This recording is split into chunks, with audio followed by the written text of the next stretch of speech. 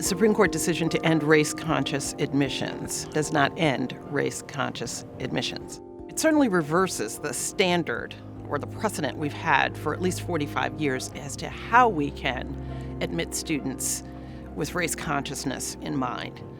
But it does so in a severely narrowed way. The Supreme Court's decision is commonly misconstrued because there's a concerted effort to make sure that it is.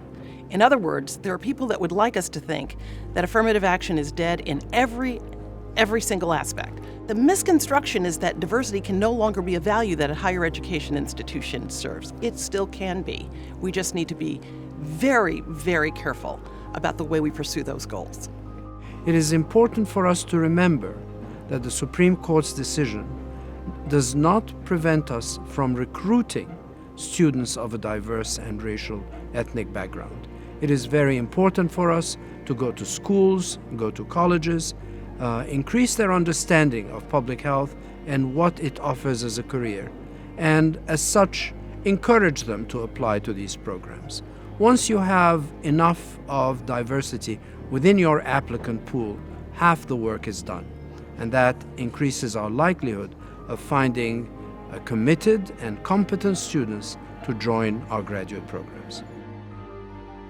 We have seen an uptick in our applications for medical school and for our Masters of Public Health. I was on a phone call the other day with the other HBCU presidents, and they too are seeing an uptick.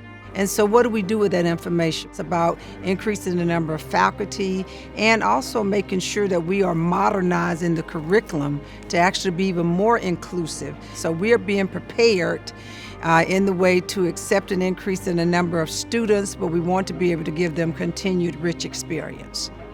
What I would say to those leaders in higher ed, it's the same thing I would say to those students who are grappling with the decision at the SCOTUS: stay the course. There are ways in which we can continue to make sure that the educational experience for all students includes the educational benefits of diversity, looking at race as well as other diversity factors based on each individual's experience, characteristics, and contributions to the institution. Encourage academic institutions to hire faculty that are of a diverse backgrounds. Students are seeking programs where they can see faculty that represent them racially, ethnically, and culturally. At Morehouse School of Medicine, we are so excited that we never have to use race as one of our criteria for selection of someone to come to medical school. We look at something called adversity scores, which align with our mission, our values, and our vision for achieving health equity.